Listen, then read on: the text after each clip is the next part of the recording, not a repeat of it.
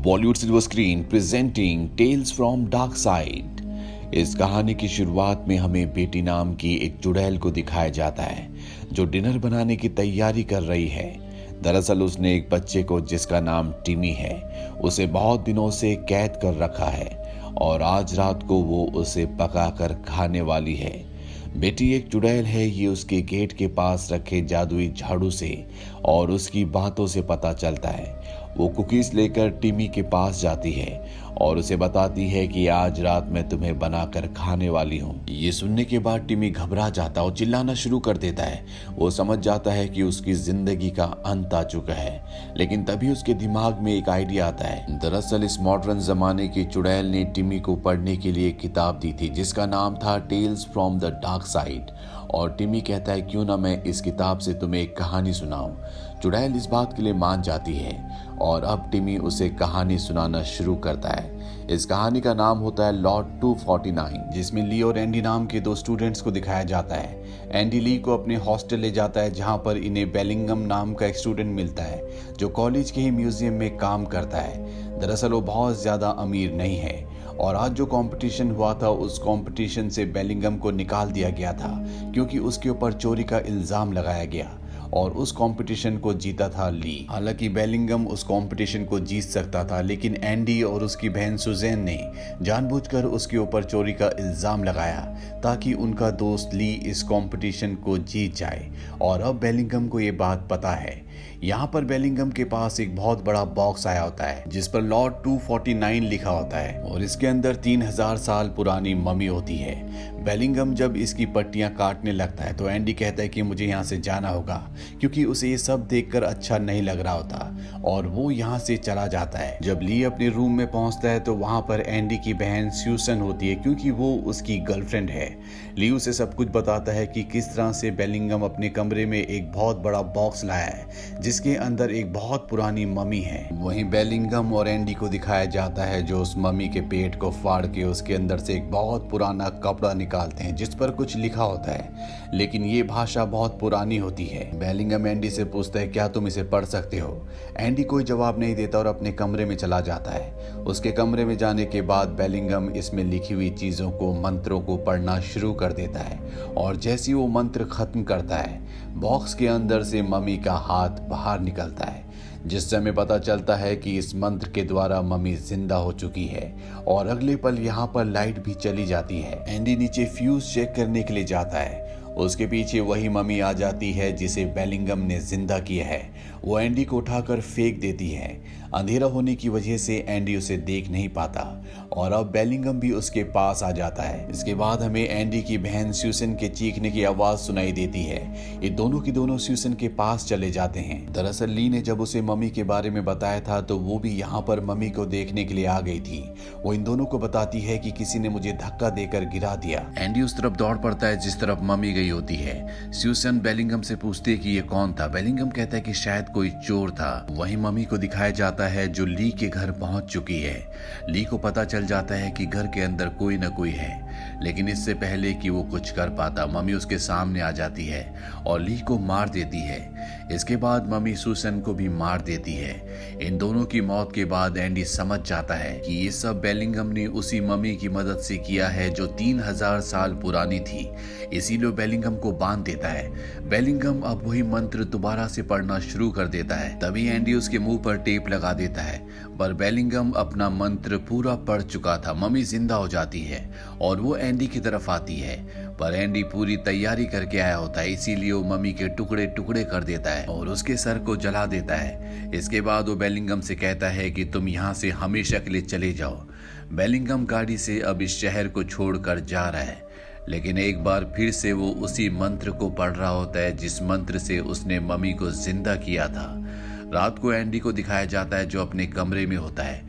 तभी उसकी डोरबेल बजती है और जब वो दरवाजा खोलता है तो बाहर उसका दोस्त ली और उसकी बहन स्यूसन होती है जो दोनों के दोनों मम्मी बन चुके हैं। बेलिंगम ने उस मम्मी के द्वारा सिर्फ इन्हें मरवाया नहीं था बल्कि इन्हें भी मम्मी बना दिया था। स्यूसन एंडी से कहती है कि बेलिंगम ने हमें तुम्हें यहाँ पर सम्मान देने के लिए भेजा है। इसी के साथ ये कहानी यहीं पर खत्म हो जाती है। वही उस चुड़ैल को जिसका नाम बेटी है, जिसे टिमी एक कहानी सुना रहा था, वो टिमी को ओवन में पकाने की पूरी तैयारी कर चुकी है। लेकिन टिमी कहता है कि मैं तुम्हें एक और कहानी सुनाना चाहता हूँ। वो चुड़ैल कहती है कि ठीक है, लेकिन ये तुम्हारी आखिरी कहानी होगी। और इसके बाद टिमी उसे दूसरी कहानी सुनाना शुरू करता है। इस कहानी का नाम होता है कैट फ्रॉम हेल। यहाँ ड्रोगन नाम के एक आदमी को दिखाया जाता है जो बहुत अमीर है। उसकी एक फार्मास्यूटिकल कंपनी है जो दिल के मरीजों के लिए बहुत ही अच्छी दवा बनाती है। ये दवा बहुत फेमस है। वो खुद भी इस दवा को लेता है, यानी कि वो खुद भी दिल का मरीज है। उसकी कंपनी ने दिल की इस दवा को बनाने के लिए 5000 बिल्लियों को मारा था। एक काले रंग की बिल्ली आज भी उसके घर पर है और उसे लगता है कि ये एक शैतानी बिल्ली है। इसीलिए वो हेल्स्टन नाम के एक आदमी को बुलाता है जो कि एक हिटमैन यानी कि किलर है। वो हेल्स्टन को कहता है कि मेरे घर में एक काली बिल्ली है जिसे तुम्हें मारना होगा। हेल्स्टन को ये बात मजाक लगती है, लेकिन ड्रोगन उसे बताता है कि ये कोई आम बिल्ली नहीं बल्कि शैतानी बिल्ली है। मेरे अलावा इस घर में पहले 3 और लोग रहते थे, जिसमें एक मेरी बहन थी, एक मेरा दोस्त था और एक मेरा बटलर। पर इस काली बिल्ली ने एक एक करके सभी लोगों को मार दिया। इसकी शुरुआत उसने मेरी बहन एमेंडा से की, जिसे बिल्लियों से, जानवरों से बहुत प्यार था। वही इस बिल्ली को हमारे घर पर लाई थी।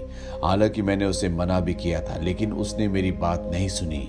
और एक रात को जब वो बिल्लियों के साथ सीढ़ियों से नीचे उतर रही थी, तभी बिल्ली जानबूझकर उसके पैरों के सामने आ गई और मेरी बहन एमेंडा सीढ़ियों से नीचे गिर गई, जिससे उसकी मृत्यु हो गई।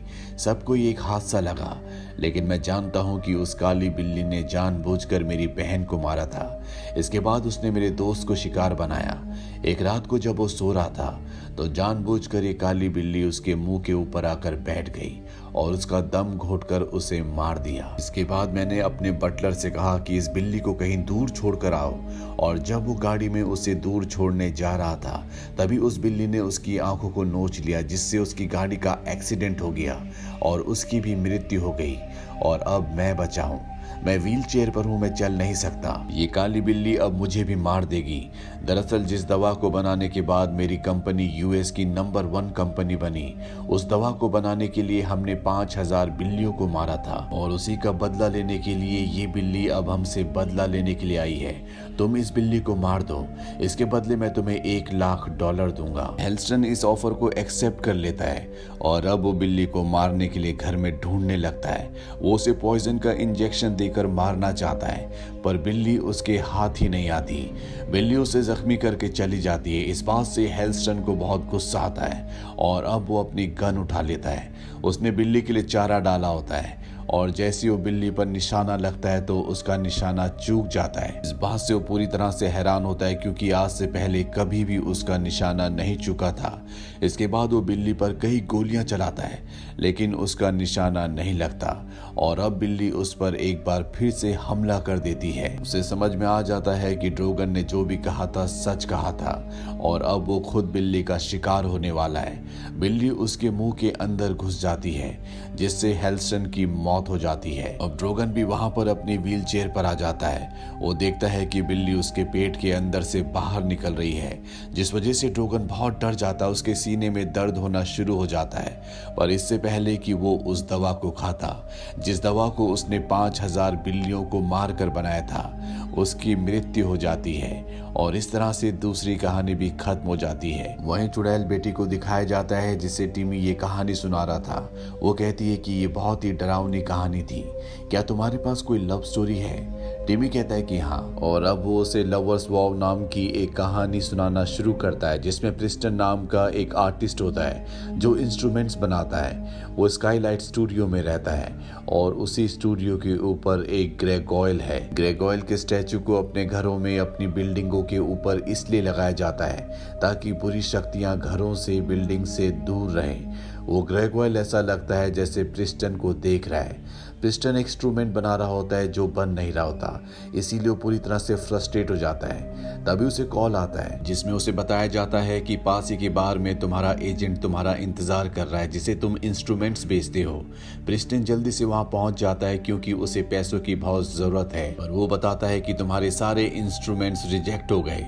इस बात से प्रिस्टन को बहुत दुख होता है उस एजेंट के जाने के बाद वो बार में बहुत ज्यादा शराब पी लेता है। रात होने पर बार का जो ओनर होता है वो प्रिस्टन को कहता है कि मैं तुम्हें घर छोड़ कर आ जाता हूँ, और जब वो अपने बार को बंद कर रहा होता है तभी उसे कुछ अजीब सी आवाज सुनाई देती है और वो अपनी गन निकाल कर उस आवाज की तरफ बढ़ चलता है।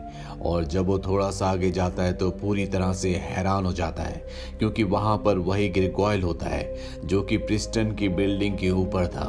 वो ग्रेगोयल उसे मार देता है।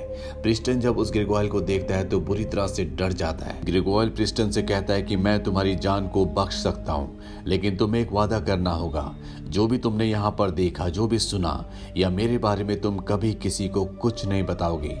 प्रिस्टन कहता है कि मैं वादा करता हूँ कि मैं कभी किसी को कुछ नहीं बताऊंगा। ग्रेगोयल उसकी छाती पर एक पंजा मारता है और कहता है क्रॉस इन योर हार्ट। ये कहकर वो वहां से गायब हो जाता है। प्रिस्टन भी यहाँ से भागना शुरू करता है और एक दीवार के पीछे छुप जाता है। तभी वो देखता है कि सामने से एक लड़की आ रही है। वो उसकी जान बचाने के लिए उसे दीवार की तरफ खींच लेता है। प्रिस्टन कहता है तुम डरो मत, मैं तुम्हें कुछ नहीं कहूंगा, सड़क पर खतरा है। वो कहती कि मैं यहाँ पर टैक्सी ढूंढ रही हूँ। प्रिस्टन कहता है कि इतनी रात को तुम्हें यहाँ से टैक्सी नहीं मिलेगी, मेरा घर पास ही में है, तुम वहां से किसी को भी कॉल कर सकती हो। प्रिस्टन उस लड़की को अपने घर ले आता है। वो लड़की बताती है कि मेरा नाम कैरल है, मैं यहाँ पर अपने एक दोस्त से मिलने आई थी, लेकिन मुझे इस जगह के बारे में ज्यादा नहीं पता, इसीलिए मैं खो गई थी। प्रिस्टन उस नंबर पर कॉल करता है जो नंबर उसके पास होता है, लेकिन लाइन बिजी होती है। कैरल जब प्रिस्टन के इंस्ट्रूमेंट्स देखती है तो वो कहती है कि शायद तुम बहुत अच्छे इंस्ट्रूमेंट्स बनाते हो। प्रिस्टन कहता है बात तुम्हें मेरे एजेंट को जाकर बतानी चाहिए। यहाँ पर कैरल प्रिस्टन की छाती पर वो घाव के निशान भी देखती है जो ग्रेगोयल ने दिए थे, लेकिन जब वो पूछती है तो प्रिस्टन उसे ग्रेगोयल के बारे में कुछ नहीं बताता, क्योंकि उसने ग्रेगोयल से प्रॉमिस किया था। यहाँ पर प्रिस्टन और कैरल एक दूसरे के फिजिकली बहुत ज्यादा क्लोज आ जाते हैं और धीरे धीरे इन दोनों की दोस्ती बहुत ज्यादा गहरी हो जाती है। कैरल एक आर्टिस्ट को जानती है जिससे वो प्रिस्टन को मिलवाती है। प्रिस्टन के इंस्ट्रूमेंट्स उस आर्टिस्ट को बहुत ज्यादा पसंद आते हैं और वो प्रिस्टन को हायर कर लेता है, जिससे प्रिस्टन की लाइफ पूरी तरह से बदल जाती है। उसकी पैसों की प्रॉब्लम भी खत्म हो जाती है। यहाँ से कहानी को 10 साल आगे दिखाया जाता है, जहाँ पर प्रिस्टन और कैरल की शादी हो चुकी है, इनके 2 बच्चे भी हैं। और आज वो दिन होता है जिस दिन प्रिस्टन और कैरल मिले थे। प्रिस्टन के दिल में आज भी ग्रेगोयल का वो राज होता है जो उसने कैरल को कभी नहीं बताया था। वो कैरल से बहुत प्यार करता है, इसीलिए वो अपनी जिंदगी की किसी भी बात को कैरल से छुपाना नहीं चाहता और वो ग्रेगोयल के बारे में उसे सब कुछ बता देता है। कैरल सुनकर बहुत निराश हो जाती है। वो कहती कि तुमने वादा किया था, तुम्हें बात मुझे नहीं बतानी चाहिए थी।